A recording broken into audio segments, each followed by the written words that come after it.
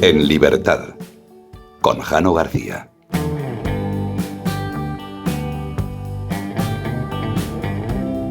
Cuentan las crónicas del 30 de diciembre de 2019 que el doctor Li Wenliang iba a alertar a sus compañeros de profesión de un nuevo virus parecido al SARS a través de WeChat, una aplicación muy popular en China. El doctor Li, tras haberse percatado de 7 casos confirmados de SARS, hizo saber a sus compañeros que posiblemente la cepa exacta del virus era distinta y que alertaran a sus familiares y amigos para evitar contraer la enfermedad, ya que la letalidad del SARS es del 15%. A los pocos días, su mensaje comenzó a circular por internet a gran velocidad. Capturas de pantalla del chat y su foto fueron vistas por millones de personas, algo que no gustó a las autoridades chinas y que no tardaron en visitar al Dr. Li.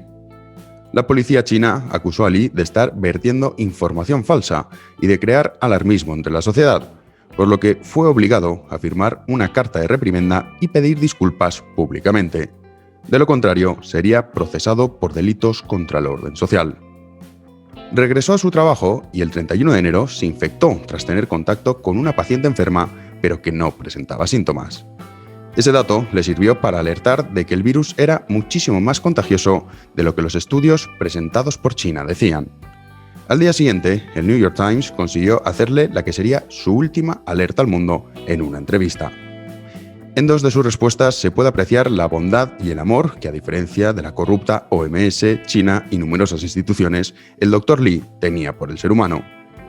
La primera pregunta decía así: mirando en retrospectiva lo sucedido, ¿crees que la situación sería muy diferente en la actualidad si el gobierno de Wuhan no te hubiera impedido compartir la información y alertar a otras personas?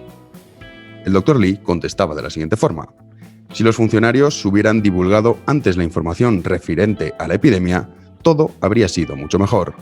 Debería haber más transparencia y apertura. ¿Y cómo te sentiste cuando la policía te acusó de difundir rumores?, preguntó el periodista. La policía creía que yo estaba difundiendo rumores. Me pidieron que reconociera que estaba equivocado. Yo sentí que estaba sufriendo una injusticia, pero tuve que aceptarlo. Evidentemente, yo estaba actuando de buena voluntad. Me entristece mucho ver a tanta gente perder a sus seres queridos. Y por último, ¿qué vas a hacer cuando te recuperes? El Dr. Li respondía así: me uniré al personal médico en la lucha contra esta epidemia. Allí es donde están mis responsabilidades. Desgraciadamente, el Dr. Li nunca llegó a recuperarse y acabaría falleciendo víctima del COVID-19 apenas una semana después y con 34 años. Ni siquiera su fallecimiento, que corrió como la pólvora por todo el mundo, hizo ver a las autoridades que la información que estaban trasladando China, la falsa y corrupta OMS, simplemente no era real. El Dr. Li alertó hasta el final del riesgo de contagio, pero, sin embargo, la revista Time ha considerado que los personajes del año son el vicepresidente del gobierno de Estados Unidos, que durante sus 8 años de mandato se dedicó 7 a bombardear a civiles, y Kamala Harris, una mujer cuyos méritos se centran solamente en su color de piel. Comenzamos.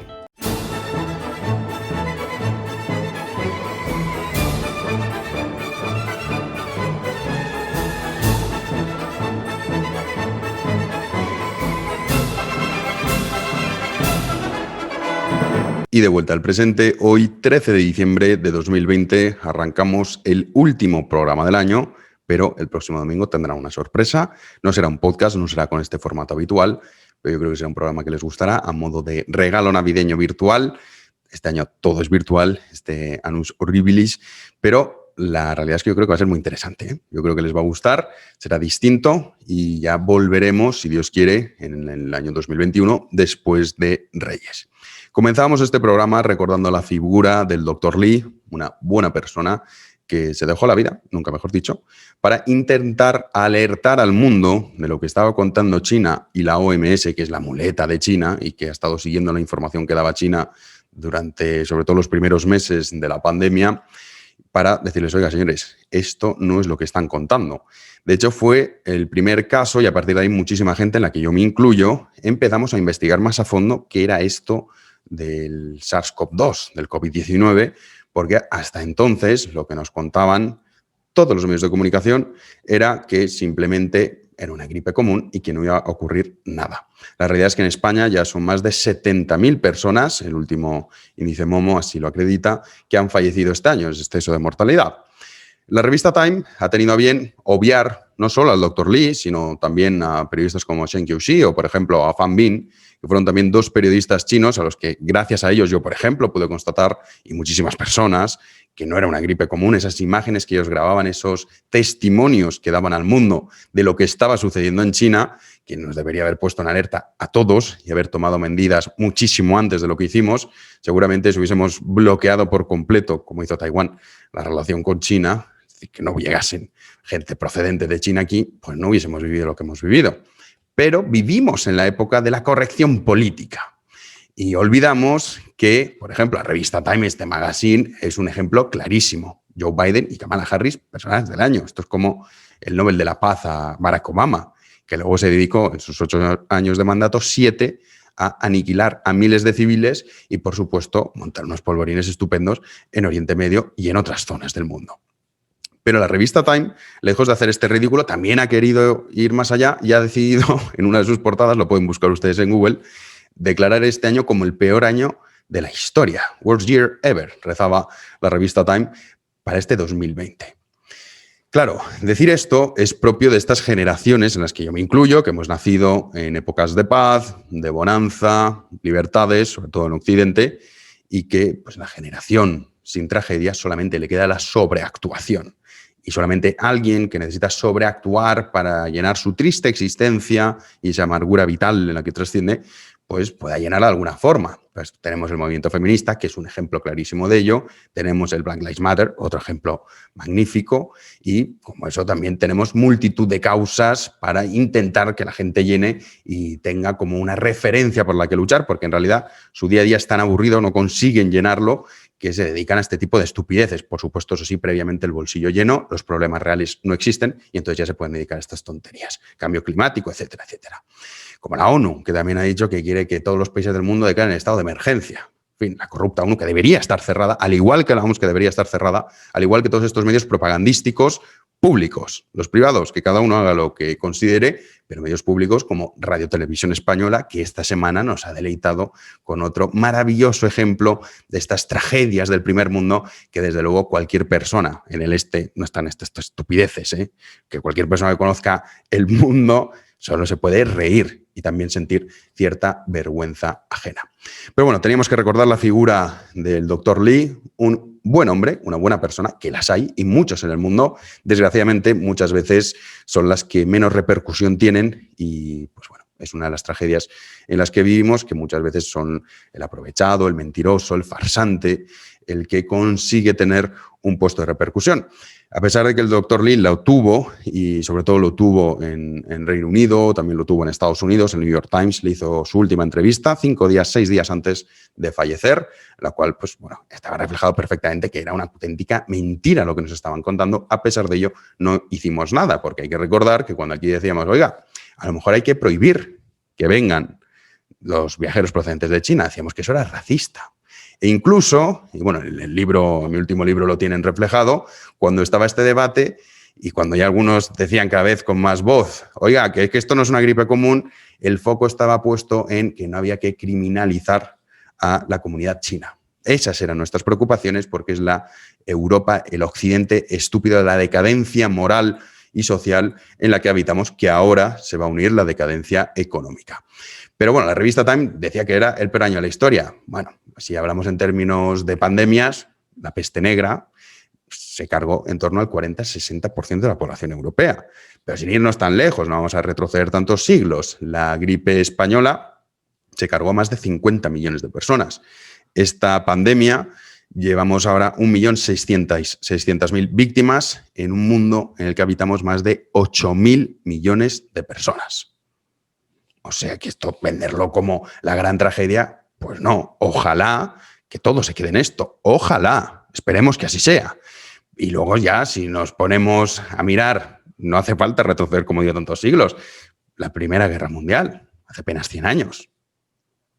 O, por ejemplo, la Segunda Guerra Mundial, el Holocausto, Holodomor, esa hambruna de Stalin provocada que mató a más de 6 millones de ucranianos. La checa, de Lenin, que también millones de personas fueron víctimas de ese sistema criminal que impuso Lenin y que posteriormente siguió Stalin. En España la guerra civil era dura posguerra, que muchas personas, desgraciadamente, gente que vivió eso, es la que ha fallecido por esta pandemia. Entonces, bueno, decir esto, solamente alguien, o bien que no conoce la historia, o bien que solamente le queda la sobreactuación, puede definirlo como el peor año de la historia. Desde luego que ha sido la contrariedad de nuestros tiempos, pero bueno, es que lo decíamos muchas ocasiones, que estábamos viviendo en un periodo de excepción histórica. En realidad nosotros habitamos en la excepción. Esto de paz, bienestar, no tener problemas reales, era una excepción, no es lo normal, era lo anormal. Lo normal es tener problemas. Y repito, ojalá se quede solo en esto. Y esperemos que el próximo año, el año 2021, podamos por lo menos decir adiós a la pandemia o no vivir lo que estamos viviendo ahora, pero vendrá el problema económico, que ese va a ser un año, desde luego, el debate va a cambiar. En vez de ver todos los días en las noticias, y ahora cada vez lo vemos como esto está empezando a cambiar, lo que es la gente que se infecta, la gente que fallece, que hayamos normalizado unas cifras que siguen siendo terribles. En España, de hecho, el último informe MOMO, el índice de mortalidad, calcula más de 70.000 personas de exceso de mortalidad este año. Estamos hablando, por ejemplo, esta semana, en torno a casi 200, no llega a 192 personas al día que han fallecido en España. Lo hemos normalizado y ya vemos cómo el debate empieza otra vez a ser político y posiblemente, vamos, seguro, en el año 2021 será económico. ¿Recuerdan ustedes esa crisis del año 2008, cual no había portada ni titular, que era el desempleo, las empresas quebrando, en fin, la prima de riesgo disparándose por las nubes, el endeudamiento público, un auténtico desastre? Pero, aún así, la realidad es que estamos viviendo una situación complicada, pero de las crisis se sale, y más si es como esta, y por supuesto no deja ese reguero de víctimas que sí que han dejado otras cuestiones. Pero volviendo a lo que es la propaganda, volviendo a lo que son los medios de comunicación, Televisión Española es que nos ha deleitado esta semana con algo maravilloso, ya que el Hospital Zendal, ya saben que ha recibido muchas críticas, porque el hospital no está bien construido. No está bien gastarse dinero en construir un hospital en plena pandemia, eso no está bien. Es mucho mejor gastárselo en pedruscos o en irse de vacaciones a Canarias con la familia, como el señor Ábalos, o en enchufar a amiguetes, como el señor Sánchez, o en enchufar a su mujer, como el señor Sánchez, o, por supuesto, en aumentar las partidas al Ministerio de Igualdad o al Ministerio de Consumo, que no valen absolutamente para nada. No hacen nada, que bueno, es una cosa que hay que agradecerle a Garzón, que no está haciendo nada, sigue con su rollo de las apuestas y todo esto. Mejor que no toque nada, porque sabiendo que sus padres son hermanos, pues sería desde luego preocupante. Entonces, bueno, la realidad es que eso hay que perseguirlo. ¿Por qué? Porque lo ha hecho la Comunidad de Madrid. ¿Y quién gobierna la Comunidad de Madrid? El Partido Popular. Si esto lo hubiese hecho un gobierno del Partido Socialista, bueno, estaríamos hablando del gran hito, que desde luego hay algo que ha hecho mal la Comunidad de Madrid. Hombre, pues sí, ha llegado tarde en muchos aspectos, pero ha sido la comunidad autónoma que, teniendo la densidad de población, como es el caso de Madrid, más elevada de España, y además siendo el centro por el que pasa prácticamente todo el mundo cuando viene a este país, sobre todo también en términos laborales, pues la situación se ha controlado bastante bien. Esto hay que decirlo con mucha cautela, porque no sabemos qué es lo que va a ocurrir después de Navidades. Ahora todo el mundo iremos a cenar con nuestras familias y, desgraciadamente, después de esto, pues viviremos una tercera ola que nadie sabe cómo va a ser ni qué consecuencias va a tener. Esperemos que no sean ni como la primera ni como la segunda. Es posible que no sea así, pero tampoco se sabe. Es que ha llegado un punto en el cual vivimos en la incertidumbre y, por supuesto, esto de conseguir controlar la pandemia, como ha hecho la Comunidad de Madrid, a diferencia de otras comunidades autónomas, que bueno, entra la risa. Baleares, por ejemplo. Ahora está bien, pero ha tenido unos datos que, pero ¿cómo puede ser que unas islas tengan estos datos? O sea, ¿cómo se puede gestionar tan mal? Castilla y León, que está gobernado también por el Partido Popular, es un desastre en su gestión. Lo de Cataluña ya ni hablamos. Y lo de Aragón, bueno, eso es un mundo aparte. Y, por supuesto, no hay que olvidarse del País Vasco. No nos olvidemos de ello tampoco. Pero bueno, y bueno, Andalucía, que también es desastroso la gestión que está haciendo Juanma Morilla en este aspecto. Pero recapitulando sobre Televisión Española, les voy a dejar esa sobreactuación, esas tragedias del primer mundo en las que habitamos, de una enfermera y una celadora. Esto es lo que decían, escúchenlo, intenten no vomitar, no les prometo que puedan conseguirlo, porque es desde luego repugnante. Vamos a escucharlo y posteriormente lo comentamos. No. De hecho, yo les dije que yo no era voluntaria y que yo no quería ir cuando me llamaron para comunicármelo y me dijeron que no era voluntario, que era cedida, que yo me exponía al aceptar este contrato, ya sabía a lo que me exponía, porque como hay un real decreto en el que nos pueden movilizar, pueden hacer con nosotros lo que quieran, porque debe ser que mi situación es de esclavitud. Yo no puedo decidir ni dónde quiero ir a trabajar, ni cuándo, ni cómo, y encima con 24 horas de antelación. También me dijeron, yo dije que entonces que no quería ese contrato, porque claro, habían esperado a que yo firmara para comunicármelo, porque saben que si yo firmo y lo rechazo después de firmarlo, tengo 1 año de penalización, 1 año, en el que estoy la última de la bolsa. Yo tengo 3 años de experiencia en UCI y pasaría a ser la última de la bolsa a tener los mismos puntos que cuando acabé mi carrera. Como está la situación, yo tengo que dejar toda mi puntuación, toda mi experiencia a un lado y pasar a ser la última. O sea, que debe ser que les da igual una enfermera que tiene 3 años de experiencia en UCI, como están las cosas, debe ser que no importa. No sé, porque yo no entiendo nada. Es que no entiende nada, pobrecita. Y dice, llevo 3 años de experiencia en UCI. Como llevas 25, llevas 3 años, a ver, tampoco... La verdad es que ¿en qué país vivimos? Es que esto es el cáncer de la sociedad. Estas 2 representaciones, les he puesto a la primera, que es la enfermera, pero lo que es desternillante es que lo que les voy a leer es el tuit que utilizaba Televisión Española, basura, a ver si la cerramos pronto, que decía lo siguiente. Cristina Sánchez es enfermera y ha sido trasladada de forma forzosa al nuevo hospital Isabel Zendal. Me llamaron para comunicármelo y me dijeron que no era voluntario, que ya sabía lo que me exponía al aceptar el contrato. ¡Ay, qué gran tragedia que la pobre la han trasladado! Y además se quejaba porque decía que tardaba bastante en llegar al hospital, ¿no? Si te parece, construimos el hospital al lado de tu casa. No vaya a ser que, claro, a una persona como usted, una enfermera que tiene 3 años de experiencia, no vamos, por favor, por supuesto, todos pendientes de esta tal Cristina, de esta mamarracha, para que tenga el hospital al lado de su casa y así se levante pronto y en 10 minutos llegue andando. Y por supuesto se puede fumar un cigarrito antes de entrar y ahí ya, pues sí, porque hombre, ¿cómo vamos a desprendernos de la categoría de este ser? Pero es que se sumaba una celadora que todavía era más patético. Dice, no puede ser, Jano. Sí, se lo prometo. Escuchen, intenten aguantarlo. Celadora de este hospital Isabel Zendal con María del Mar García. Hola, María del Mar. Hola, buenas. Me comentabas que ha sido un traslado contra tu voluntad, ¿no? Y que no estás del todo conforme con esta decisión. Sí. A mí me han no obligado, pero si no firmaba el contrato, me iba a la calle. Yo tengo hasta el 31 de diciembre, cesaba en el 12 de octubre y me han trasladado aquí. O firmaba o me quedaba sin trabajo. Y luego te dicen que te dan un contrato de 6 meses hasta junio, pero aquí, claro.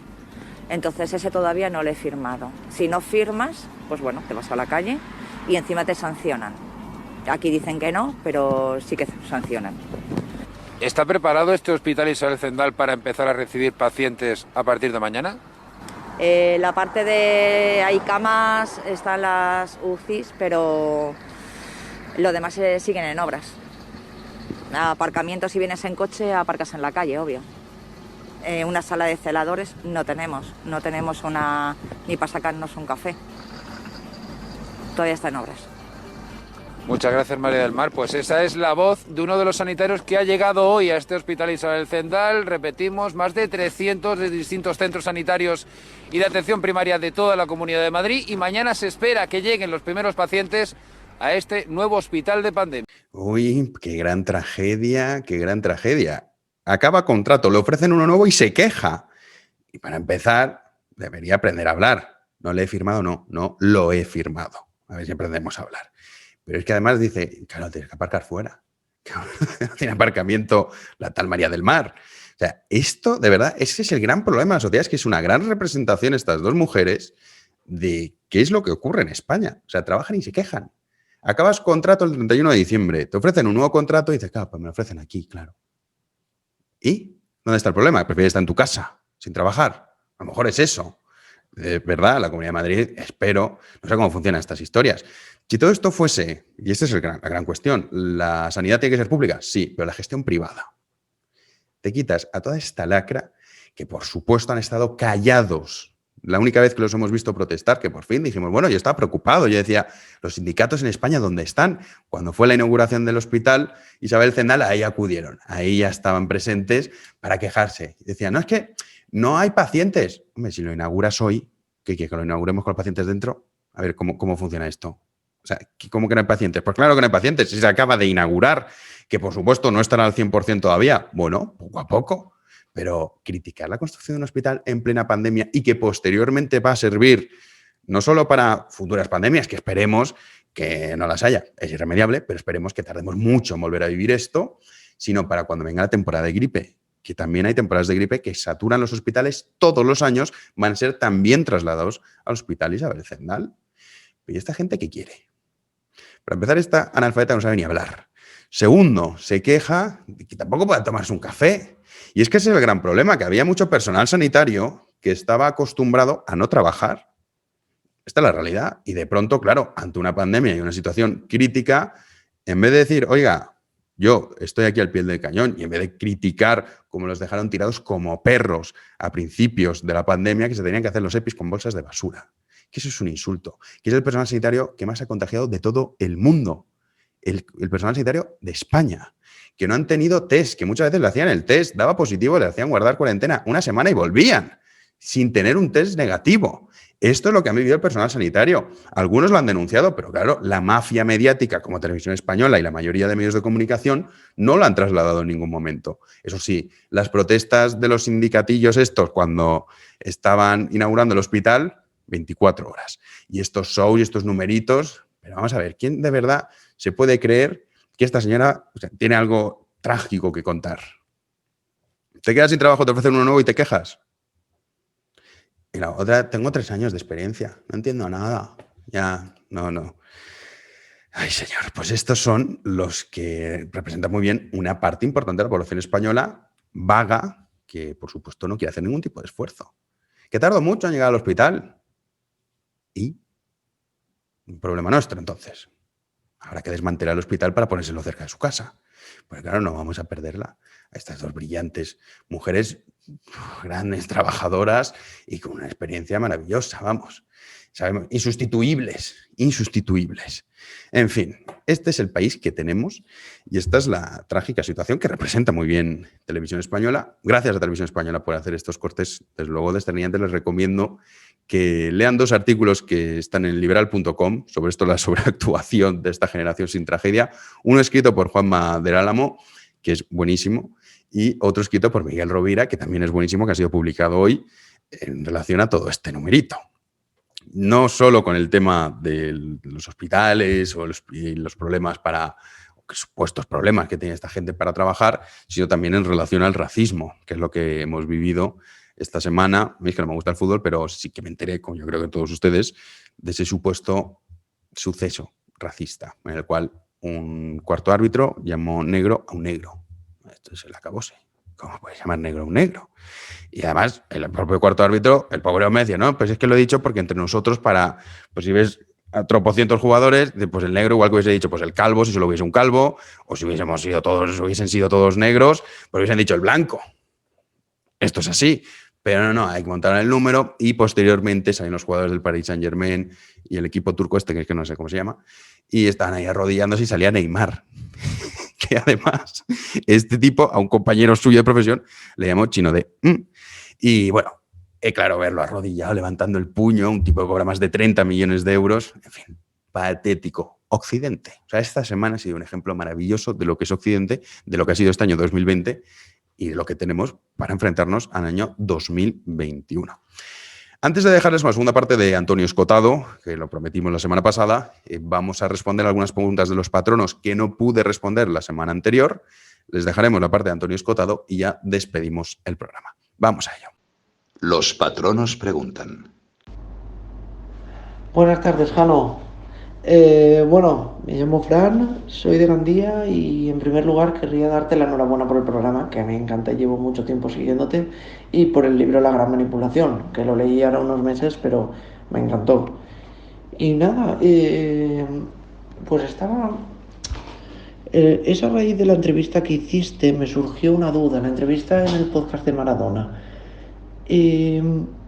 Bueno, ¿por qué razón crees tú que se intenta justificar la existencia de la televisión pública e incluye a todos los profesionales que se dedican al periodismo, que no discuto la profesionalidad de los mismos, sino que siendo una profesión que es liberal en origen y que nació como un contrapoder a los poderes establecidos, pues ¿cuál crees tú que es la razón de justificar su existencia? Más que nada porque la información que publicarán estos periodistas estará muy controlada, estará muy sesgada, para que no vaya en contra del régimen del momento, izquierdas, derechas, me da igual.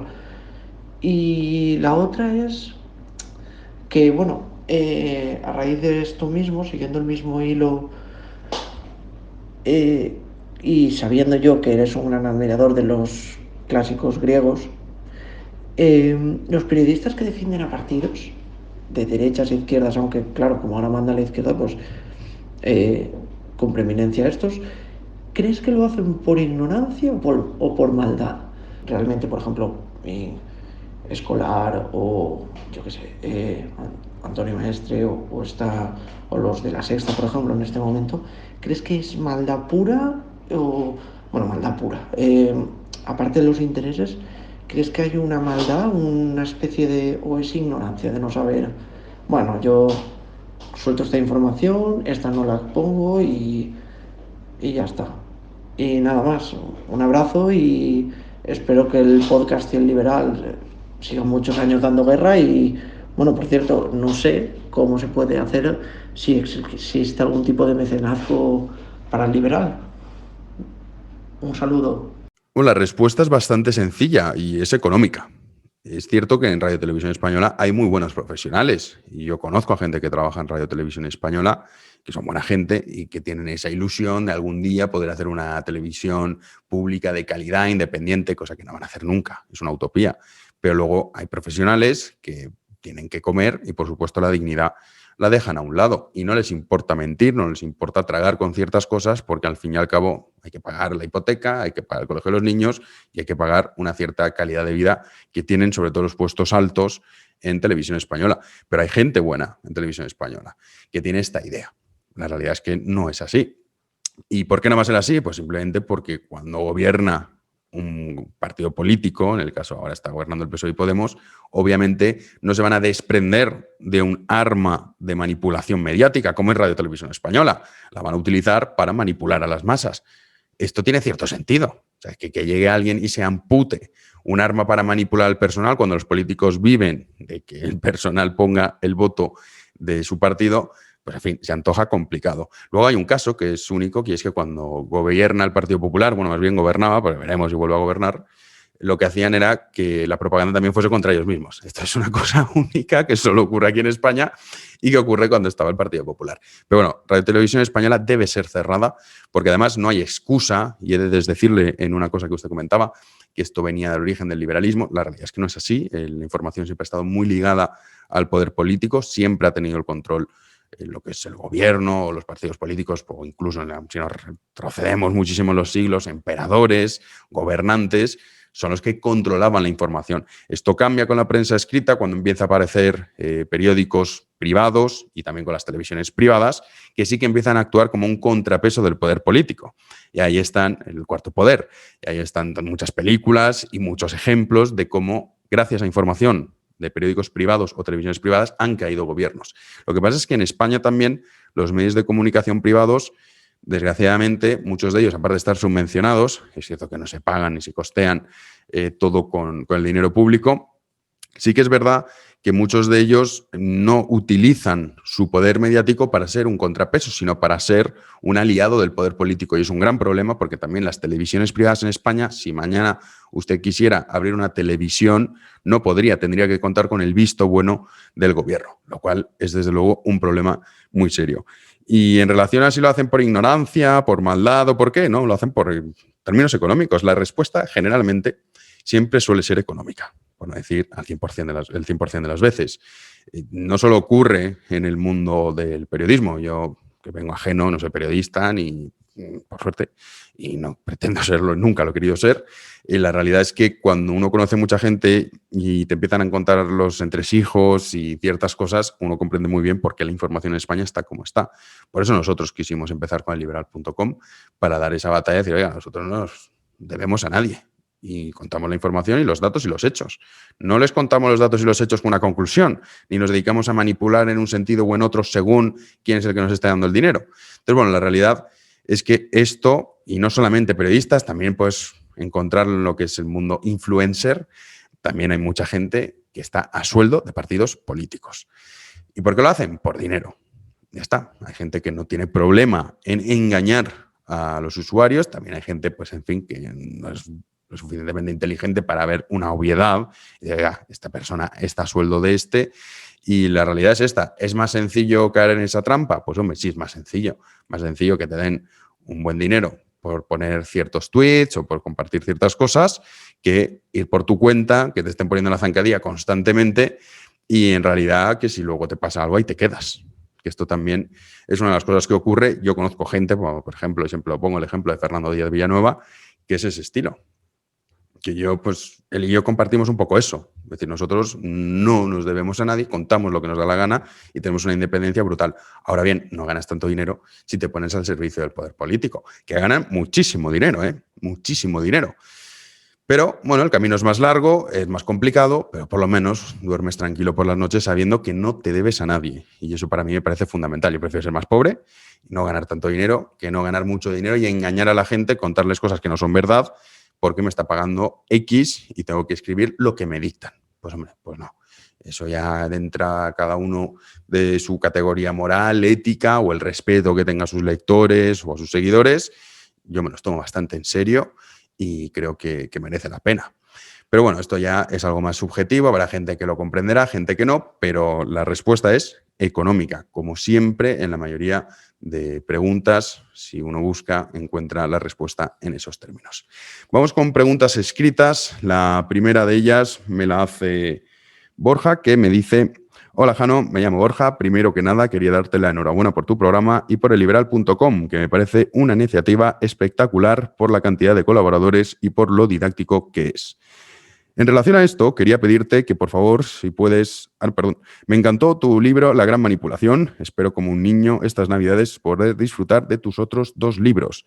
En relación a esto, quería pedirte que, por favor, si puedes recomendar algún libro de historia de España. Pues hay muchos pasajes que, desgraciadamente, según el profesorado que se tenía, se veían muy partidista o incluso ni se veían. Muchas gracias por adelantado. Pues voy a recomendar 3 libros de historia de España, reciente, y otra un poco más antigua. En primer lugar, vamos con este de Stanley Payne, En defensa de España, desmontando mitos y leyenda negra. Es un autor estadounidense. Como ya hemos comentado, también, si alguno dice, no sé qué cogerme, si este o el de Elvira Roca, Imperofobia, que ya lo hemos comentado en otros podcasts. Los 2 están muy bien. La verdad, yo recomiendo leer los 2. Si alguno tiene el de doña Elvira Roca, pues que compre el de Stanley Payne, y si tiene el de Stanley Payne, al revés, y si no tiene ninguno, que compre los 2, porque son muy buenos ambos. Este está genial. Otro libro que también hemos comentado muchas veces, que no es historia exactamente, pero que es este de Ortega y Gasset, La España invertebrada, que es muy bueno porque es muy reciente. Es decir, Ortega y Gasset denuncia los problemas que había en esa España de principios del siglo XX y vemos cómo siguen estando súper vigentes hoy en día.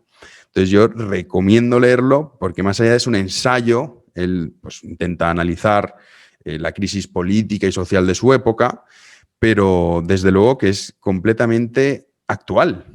Es curioso, pero yo creo que es un libro que no es puramente historia, tiene su análisis subjetivo, pero que es muy certero también y verán muy bien reflejada la situación en España. Y el tercer libro, el de Manuel Chávez Nogales, A sangre y fuego. Son 9 relatos que, bueno, están considerados por muchos como unos mejores relatos de la Guerra Civil Española. Y la verdad es que está muy bien escrito. Además, Manuel Chávez Nogales tiene una biografía que no he concluido todavía, pero cuando la concluya, desde luego, haré una reseña porque me está encantando, sobre Juan Belmonte, el torero. Que también, si lo quieren leer, a lo mejor dicen, no es historia. Es que está explicado perfectamente cómo se vivía en España en esa época. Es impresionante. Algunos lo consideran Este de Manuel Chávez Nogales, el mejor libro sobre la guerra civil, yo no diría tanto, pero lo que sí que no lo he concluido, me quedan, creo que son 40 o 45 páginas, para acabar esa biografía que sí que está considerada como la mejor biografía escrita en español.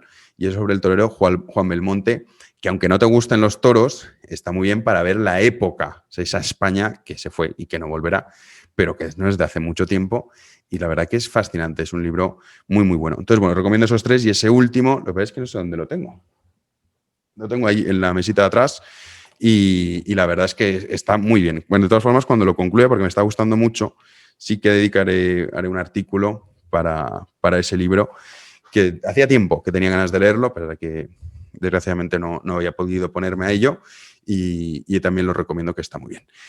Otra pregunta que me hace en este caso Juan Carlos, y es: he oído que el impago de la deuda generaría inflación, pero ¿sería esto una buena solución? Gracias por el programa, felices fiestas. Como saben, el programa En Libertad se financia a través de las aportaciones de sus oyentes. Si desean colaborar, pueden hacerlo en www.patreon.com/Jano García. www.patreon.com/Jano García. La vida de este programa depende de ustedes. Muchísimas gracias. Bueno, es cierto que la deuda se puede impagar. Ahora estamos escuchando a mucha gente, como nos estamos endeudando tanto, que habrá que pedir una quita. Sí, tú la puedes pedir. De hecho, puedes, si quieres, no pagar la deuda. Ahora bien, el resultado no solo es que no vas a poder endeudarte o que has de que pagar muchísimos intereses, porque obviamente gente normal, inversores que quieran comprar tu deuda sabiendo que la impagas, pues no vas a encontrar muchos. Hay algún iluminado que dice, no pasa nada, porque luego se recurre, sí, lo que tú quieras. La realidad es cómo funciona el mundo, es así, y si un país, oye, usted mismo, cualquiera de los que está viendo este podcast, compraría deuda pública argentina, ¿a que no? ¿Quién en su sano juicio compraría deuda pública argentina? Y dice, no, es que te da muchos intereses. Claro que te da muchos intereses, porque te la van a impagar casi seguro. Entonces tienes un problema de financiación y luego aparte tienes un problema de inflación, que en el caso Venezuela no es por eso, pero también en el caso de Venezuela, cuando llegas a la hiperinflación, que es lo que ocurre en Venezuela y lo que ocurre en Argentina, ya no es que los precios, que es lo que la inflación, que vayan aumentando constantemente, no, sino que el problema es miseria, hambre y ruina. Eso es la hiperinflación. Hay, cuando me pregunto muchas veces esto de la hiperinflación, para que nosotros no lo hemos vivido, obviamente, a unos niveles tan extremos, sobre todo estas nuevas generaciones, hay un pasaje de Stefan Zweig, que ya saben que es uno de mis favoritos, mis autores favoritos, que relata muy bien la hiperinflación alemana de 1923. Alguna vez hemos comentado el año de la carretilla, que se llamaba así, porque la gente tenía que transportar para comprar el pan, tenía que transportar la carretilla con billetes de dinero hasta arriba. De hecho, los niños jugaban con billetes, porque no valía nada el dinero. Y para que tengamos en consideración esto, sobre todo estos listillos que dicen, no, pues la deuda no se paga y ya está. Bueno, la deuda no se paga y ya está. Cuidado con eso, porque lo que puede pasar de la inflación a la hiperinflación, no se crean que es algo tan complicado. Stefan Zweig lo relata de la siguiente forma para que nos demos un poco, tengamos en consideración lo que supone. Fue entonces cuando empezó el auténtico aquelarre de la inflación. Contarla con todos sus detalles y todas sus inverosimilitudes requeriría un libro entero, y ese libro parecería una fábula a la gente de hoy. Viví días en los que por la mañana tenía que pagar 50.000 marcos por un periódico y por la noche 100.000. Imagínense ustedes ahora tener que pagar 5.000 euros por el periódico por la mañana y 10.000 por la noche. Esto es la hiperinflación. Quien tenía que cambiar moneda extranjera repartía la operación en horas diferentes, porque a las 4 recibía multiplicada por X la suma que le habían dado a las 3, y a las 5 obtenía de nuevo un múltiplo de la que había recibido 60 minutos antes. Yo, por ejemplo, envié a mi editor un manuscrito en que había estado trabajando durante un año, y para asegurarme le pedí por adelantado el pago correspondiente a 10.000 ejemplares. Cuando recibí el cheque, la cantidad apenas cubría el franqueo del paquete de una semana atrás. O sea, imaginemos esto. Imagine escribir un libro, un manuscrito, lo entregas, oye, 10.000 euros, que es lo que tú has pagado y es lo que te pagan por el libro, y luego eso es lo que te había costado el valor, lo que te había costado enviar el manuscrito. Y esto es la hiperinflación. Entonces, que claro, la gente, yo creo que esto ocurre mucho, que es el desconocimiento de la historia, por eso a mí me gusta tanto la historia.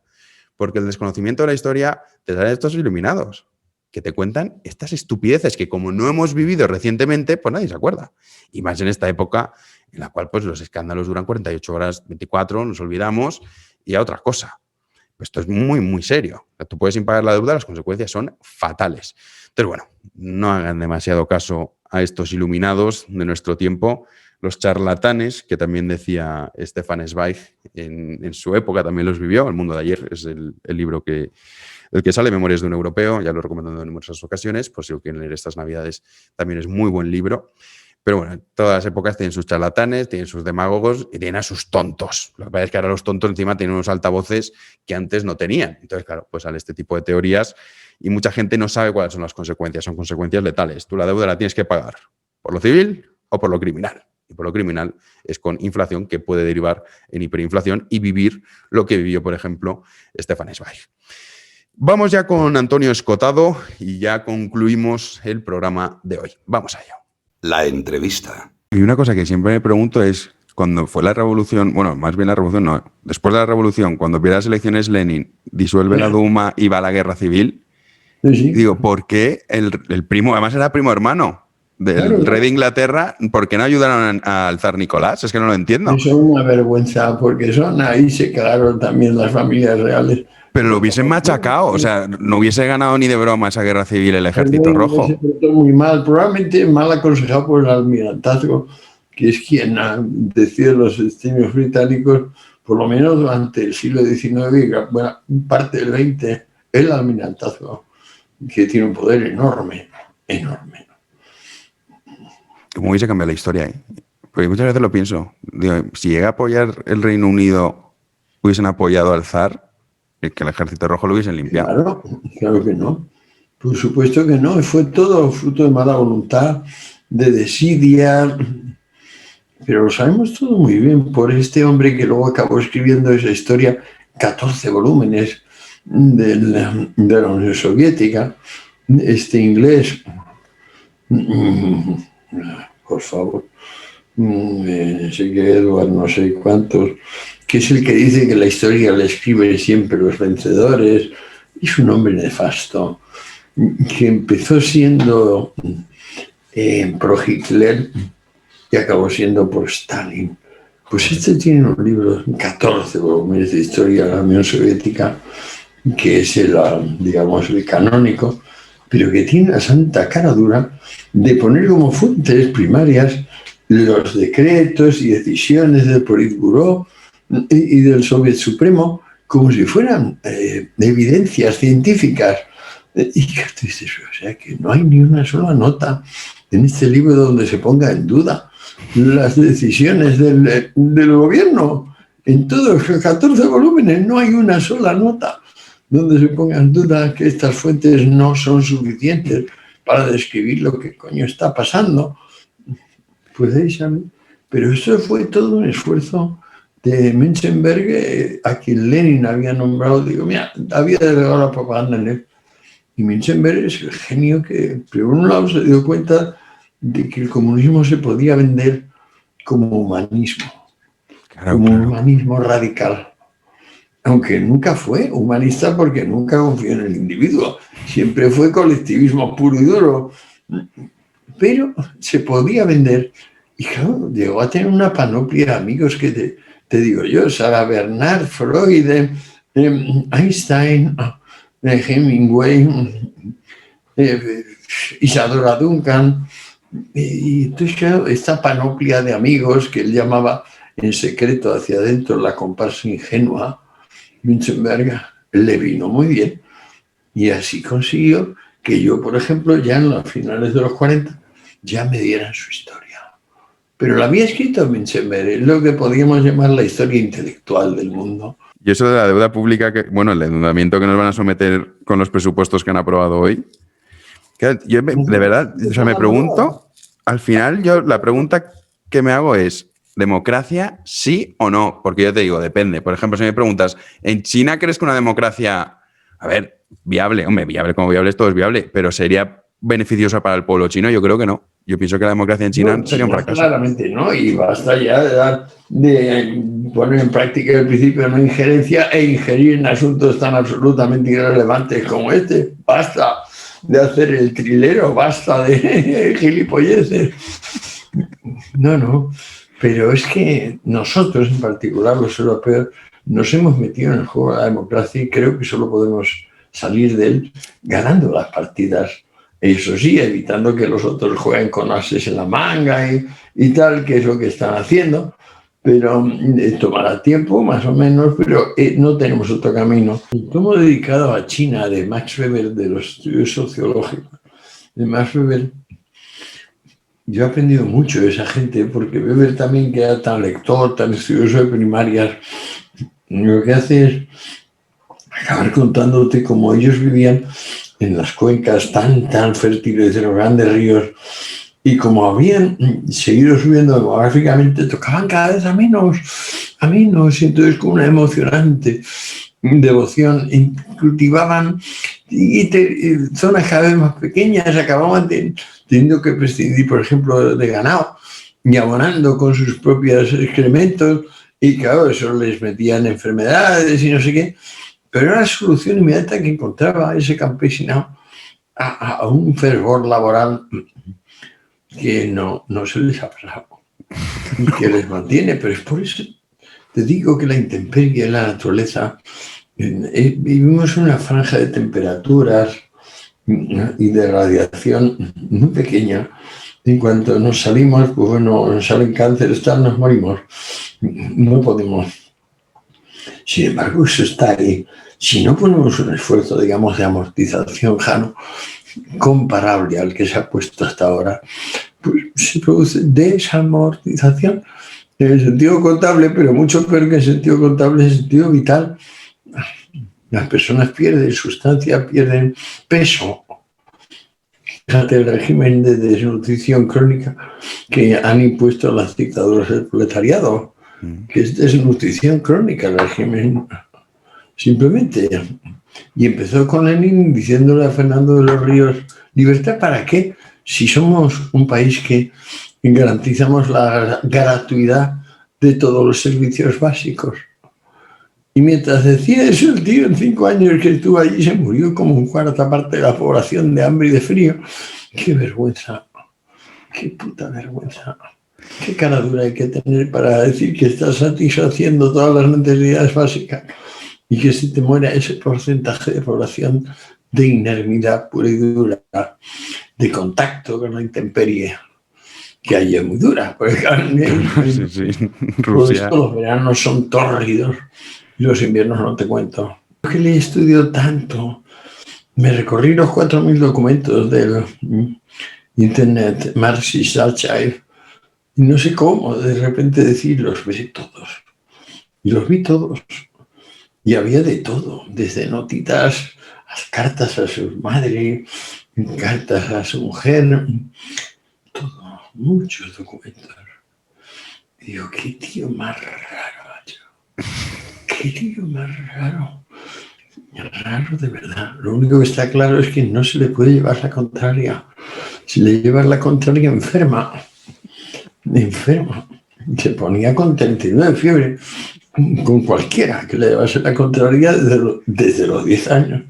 Y dices, qué carácter, joder, qué fuerte. Ahora, eso no quiere decir, es una voluntad muy fuerte, sino una voluntad férrea. Cuando en la misma noche del golpe de Estado, Trotsky irrumpe en las bóvedas del Banco Imperial Ruso y descubre que hay 1.700 toneladas de oro. 1.700 toneladas de oro, la mayor reserva del mundo. Entonces, ¿qué problemas tenían ya en lo sucesivo estos gachos? Y sin embargo se metieron en problemas y tuvieron que hacer la nueva política económica, la NEP aquella, porque sí. Con la crisis de la tijera. Está mal que a los 3 años, y, bueno, muchos lingotes, pero pan no había y tocino tampoco. Y no te digo ya café o azúcar. No, vamos. Son lujos inaccesibles. Y en realidad eso, que ahora que has dicho, la nueva política económica que instauró Lenin cuando fue lo de la crisis de la tijera, claro. Que en realidad ya está reconociendo que el comunismo... Trotsky como crisis de la tijera, que se separaban los extremos. En realidad ya están reconociendo que el comunismo no funciona. O sea... Por completo, están reconociendo que su secreta intención es convertir al campesinado en proletario. Y como eso es imposible, matar de hambre al campesinado y intentando sacar todo lo posible para alimentar al proletario industrial. Pero no lo consigue, ni el 90% de las fábricas queda parado, acuérdate qué es lo que les pasó, y claro, es una crisis generalizada. De repente un día le dice el cocinero de Lenin: señor, no tenemos cocina, no tenemos manteca, por ejemplo, no puedo cocinar porque no tengo grasa, tengo un poquito de carne y unos huesos y no sé qué, unas verduras, pero no tengo grasa y no puedo poner las cosas al fuego. Y claro, entonces viene el cambio. Hay unas cartas significativas con Trotsky y que le manda en forma de telegrama diciendo: tienes que cambiar esto, tienes que permitir unos pequeños mercados campesinos, nos moriremos de hambre tú y yo, incluidos tú y yo. No, si la historia de la Revolución Rusa, que no es historia más que del postgolpe de Estado, es apasionante. Es apasionante. Lo que pasa es que nos lo han contado de una forma tan sesgada que no la entiende nadie hasta que nos informa. Y muchos incluso consideran una insolencia informarse. Más de uno me ha dicho a mí: ¿pero usted por qué le interesa esto? Ocúpese de otras cosas. Y digo: pues gracias, señor, por el consejo. Si es que ahora ya pues, informarse es algo... O querer saber está como mal visto, Antonio. Es lo que veo. Y la falta de ambición de la gente por saber. Yo ahora, por ejemplo, con el periódico escribimos artículos de historia también. Sí, ya lo he visto. Ahí aparezco yo. Sí, aparte ¿dónde están los tuyos? Y luego ves noticias absurdas, pero claro, las tienes que sacar porque es una actualidad. Pero que dices, ¿cómo puede ser que la gente se interese más por esta cosa tan absurda y estúpida? O sea, que es, yo qué sé, lo que ha contestado uno a otro, o sea, lo más superficial, lo más amarillista, dentro que nosotros subimos de eso, o sea, no cogemos sensacionalismo, pero claro, hay noticias que, pues, los políticos, por ejemplo, cuando se enzarzan entre ellos los políticos, eso tiene... mismo de la prensa que siempre está queriendo buscar lo sensacional, lo discordante, lo exagerado, la alarma. Piensa que vende más con eso. Empezó con Hearst, ¿te acuerdas? De Hearst, el ciudadano Kane, William Randolph Hearst, que decidió, por ejemplo, la entrada de Estados Unidos en guerra con España a través de un famoso ejemplar de sus periódicos. Tenía como unas cadenas de periódicos y hay uno que tiene la foto del Maine, el acorazado, estallando, y abajo hay un texto incendiario que precipita la declaración de guerra contra España. Dices: qué barbaridad. Es un tío que se mete en cosas como declaraciones de guerra. Este periodista, qué audacia. Él siempre dijo: es cuestión de la noticia, no es por meterme en guerra, es por vender todo lo posible. El periódico tiene una definición de la noticia graciosísima. Lo que nadie quiere oír de sí mismo y lo que todos están encantados de saber sobre los otros. Pero la gente ahora se interesa más por ese tipo de cosas que por adquirir cultura y cultivarse y tener conocimiento sobre cosas históricas. Pues no sé, para mí la historia es lo mejor que hay. O sea, para saber por qué ha pasado esto, qué hicieron mal, por qué llegaron a este punto. No, es que es la única ciencia de las ciencias. También es interminable, pero es maravillosa. Y nunca se acaba, nunca se agota. Siempre puedes mirar un poquito más de cerca lo que habías mirado ya de cerca. Siempre. Y cuando lo miras más de cerca, cambia. Y lo que parecía un gato resulta que es un can. Por ejemplo, siempre pasa. Siempre. A mí me encanta. Ya verás el próximo artículo. Lo terminé hace unos minutos. Alguno me escribe diciendo que sois de Vox. Y los de Vox nos dicen que somos del PP, Antonio. No se ponen de acuerdo. ¿Es verdad? No se ponen de acuerdo. Y a mí también. ¿Qué le importa? O sea, la verdad es que leas aquello si le interesa y saques de sus conclusiones. Pero antes de leerlo, decir que si eres de tal o cual. Es esto justo por la anticipación que tiene el alma vulgar. Pero a mí también me pasa. Yo según el día, o me dicen que soy de Vox, o me dicen que soy del PP, o me dicen que soy hasta de Ciudadanos. Algunas veces me llaman progre. Y digo, todas las cosas a la vez no puedo ser. Digo, decídase. Yo siempre le digo, decídase. Que tú con tus años y yo con los míos, no nos quiere mal nuestro tiempo.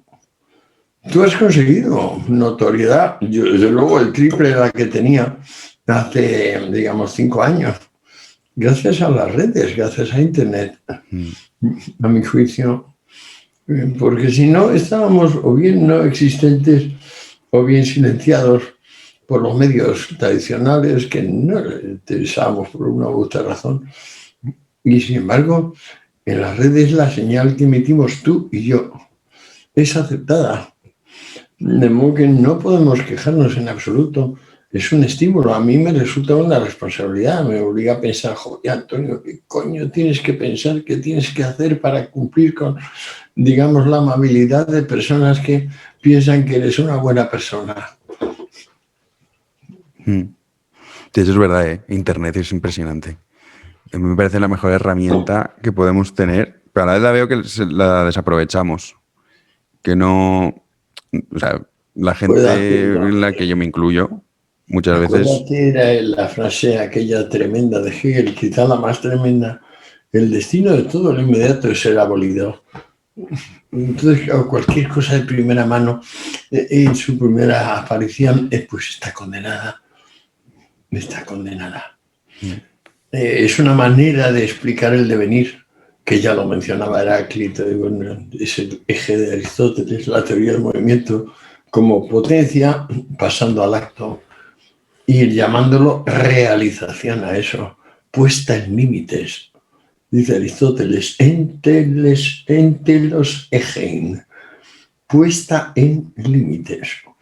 Las cosas vamos siendo llevadas, yo por ejemplo a los 80, a ponernos cada vez más en límites, hasta llegar un momento donde confiamos en nuestra figura, el recuerdo, que es la forma sustancial de la sustancia, de lo que hay, y uno tras otro, todos los seres. Ese proceso donde lo finito se va haciendo infinito de forma endógena, simplemente reciclando sus cadáveres. ¡Qué fantástico! Y ya te digo que tenemos un problema, porque las estrellas viven, obviamente, si nacen y mueren, pero es un tipo de vida que no tiene que ver con nuestra franja, nada que ver. Y te diría que el mundo microbacteriano tampoco, y sin embargo son vida, todos los 3 son vida. Menuda asignatura pendiente para el conocimiento. Menuda asignatura.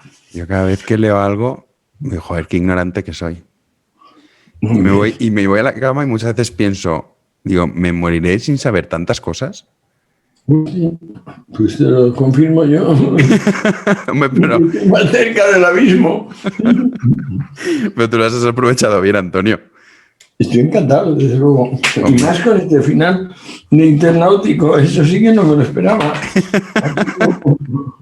El colofón de mi vida ha sido genial. El colofón internautico. Sí, es verdad. Internet es una maravilla. Mucho. Pero también acompaña, claro. Sí, pero porque también es que es verdad que Internet da voz a los que tú decías, a la gente silenciada, en tu caso, sin ir más lejos. Es decir, ahí abandonada porque lo que tú defendías solamente, o sea, el querer hacer pensar a la gente o que reflexionen, porque muchas veces es eso. Es decir, si yo no quiero que esté de acuerdo conmigo, si usted llegará a conclusiones seguramente distintas a las mías, pero por lo menos infórmese antes de dar una opinión. No, yo soy esa persona molestísima que viene uno y dice, imagínese que tendríamos la heroína vendida con un prospecto diciendo que no es adictiva y sin receta.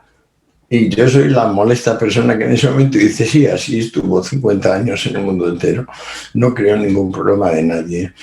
Y entonces el otro dice, o miente usted, o todo lo que yo he dicho es absolutamente imposible y ridículo. Yo mismo me contradigo. Y bueno, según, hay los que cambian de idea y también los que no. Pero eso me tocó, y también por casualidad, Jano. Yo no sé qué tiempo tenían. Fue en el 83, en aquel programa de La Clave. Yo no sabía que pensaba de las drogas lo que pensaba de ellas. fue necesario que otros empezaran a decir disparates para provocar mi curiosidad interior y entonces rápidamente allí en 5 o 8 minutos me hice una composición del lugar. Pero fue completamente improvisada. Oye, Antonio, ¿y ahí sigues jugando al ajedrez o no? Sí. ¿Sigues? ¿Tú juegas? Yo jugaba. Ahora es que yo ahora no tengo tiempo para nada más para que estar en el periódico y en la redacción. Pues me debes una visita.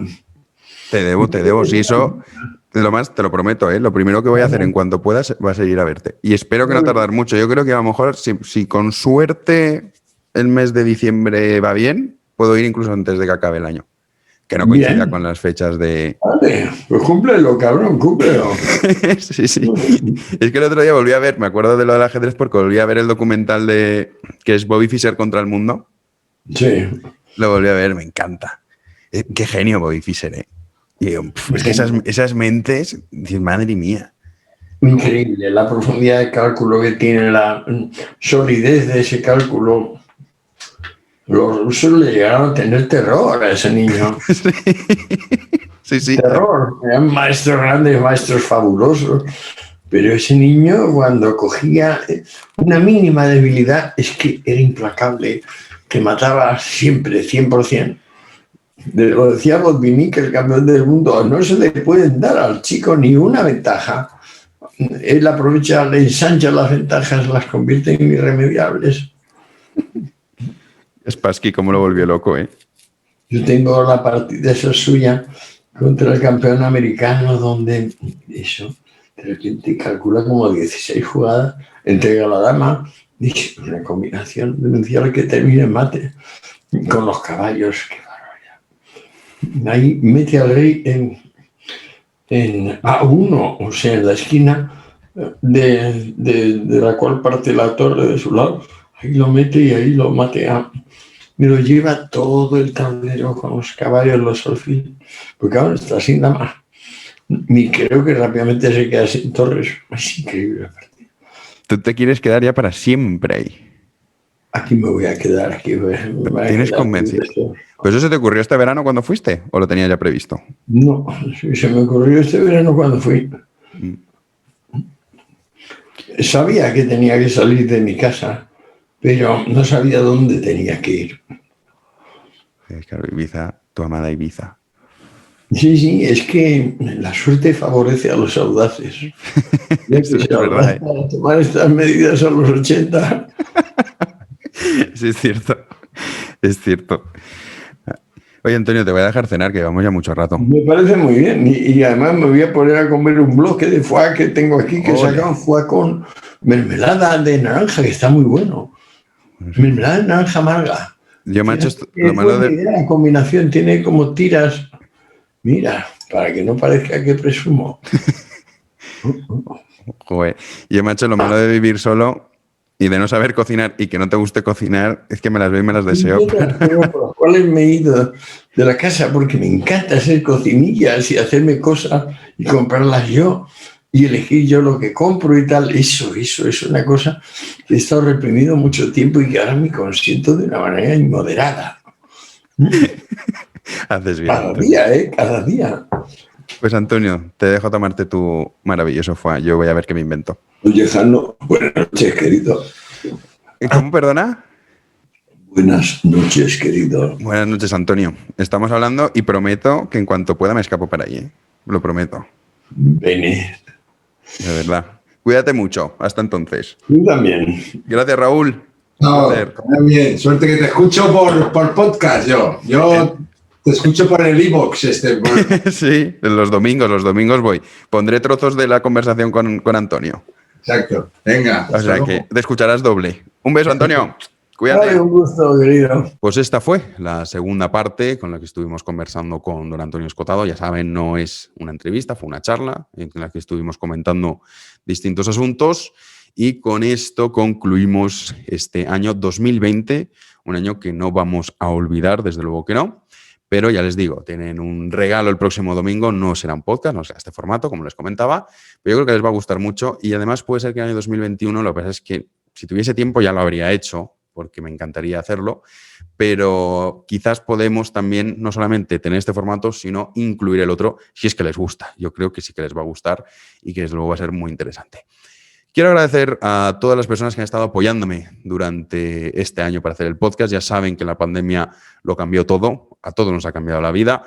En cierta forma, esos podcasts de lunes a jueves de pronto ya no podían ser, por eso hacemos este programa los domingos, mucho más extenso que los podcasts, aunque a veces no, a veces los podcasts también diarios duraban lo suyo.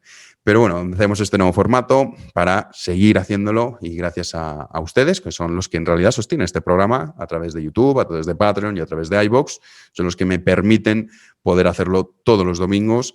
Y también quiero agradecer muchísimo los mensajes que me envían tanto de cariño como de afecto y también quiero agradecer a los que directamente pues, son mensajes de críticas, de insultos o de amenazas, porque en realidad eso es lo que también alimenta el espíritu. Tanto una cosa como la otra. Siempre hay que tener némesis. Así que, de verdad, ha sido un placer compartir con ustedes este año. Es un año muy complicado y agradezco de corazón enormemente su apoyo y sentirse respaldado, desde luego que es muy, muy importante y ustedes lo hacen con su colaboración. Así que, de todo corazón, muchísimas gracias. Nos vemos, si Dios quiere, el próximo año. Volveremos con el programa en libertad, pasado el Día de Reyes. Cuídense mucho, tengan cuidado estas fiestas, sobre todo con la gente mayor, tomen las precauciones que tienen que tomar y que el sentido común invita a ello y, bueno, intenten pasarlo lo mejor posible. Muchísimas gracias por estar ahí. Nos vemos en una próxima entrega. Hasta luego.